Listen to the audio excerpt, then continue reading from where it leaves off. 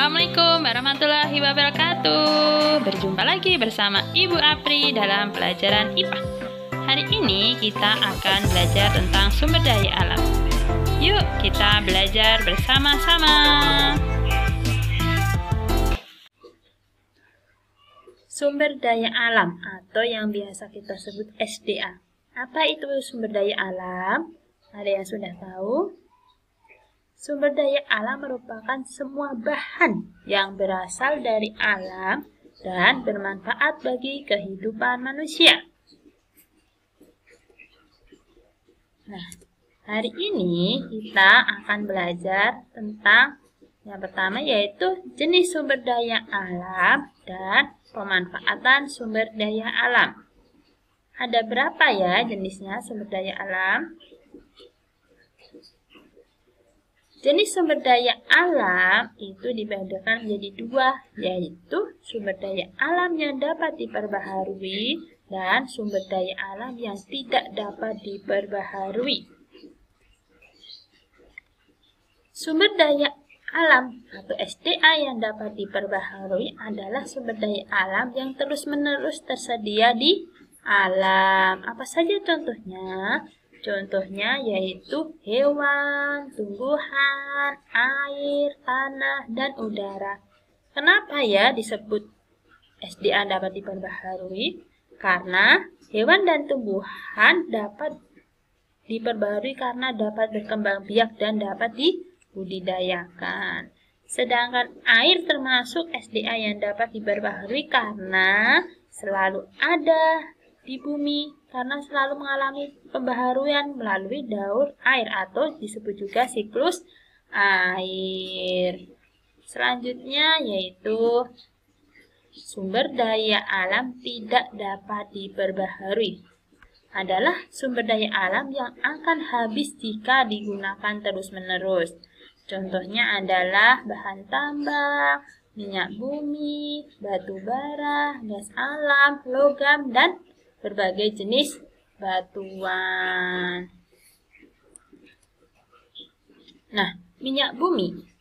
Minyak bumi merupakan sumber daya alam yang tak terbaharukan atau tidak dapat diperbaharui, yang paling banyak digunakan di bumi ini.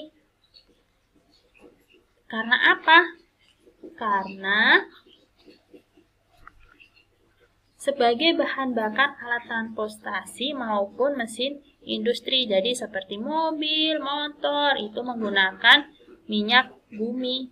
Karena minyak bumi lebih mudah diolah dengan teknologi yang ada saat ini.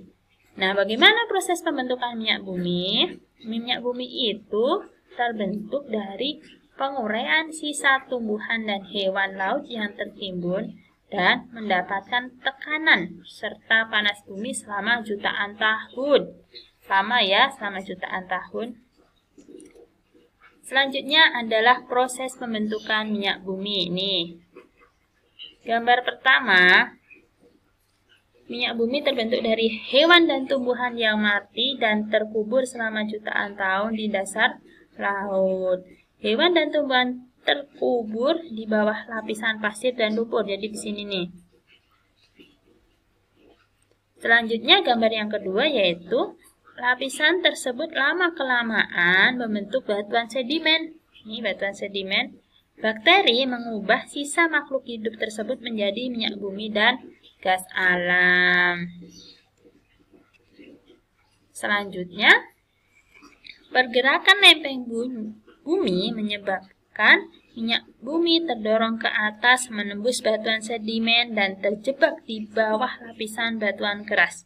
Jika minyak bumi ditemukan, dibangun tempat pengeboran minyak bumi di lepas pantai atau di daratan. Jadi ini tertekan ke atas dan terjebak di sini nih.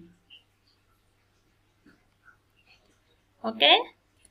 Selanjutnya adalah pemanfaatan sumber daya alam. Nah, banyak sekali ya manfaatnya. Ini ambil contoh pemanfaatan hewan dan pemanfaatan tumbuhan. Pemanfaatan hewan yang pertama apa? Sebagai sumber makanan. Kemudian bahan pembuat pakaian, dan bisa dimanfaatkan dimanfaatkan tenaganya seperti sapi misalnya untuk membajak. Tapi sekarang sudah tidak ada ya, sekarang sudah modern menggunakan alat traktor. Selanjutnya yaitu pemanfaatan tumbuhan. Banyak juga manfaatan tumbuhan. Yang pertama, batangnya untuk perabotan rumah, untuk membuat mebel. Kemudian yang kedua, getah karet untuk bahan baku karet, seperti untuk membuat ban, karet gelang. Selanjutnya, buah, daun, dan umbi untuk sumber makanan. Contoh yang keempat, serat kapas untuk membuat pakaian. Dan contoh yang kelima adalah bahan obat-obatan. Selanjutnya adalah tugas. Kerjakan ya kuis halaman 133 di buku ISPS. Kemudian difoto lalu diupload di e-classroom. Oke, selamat mengerjakan.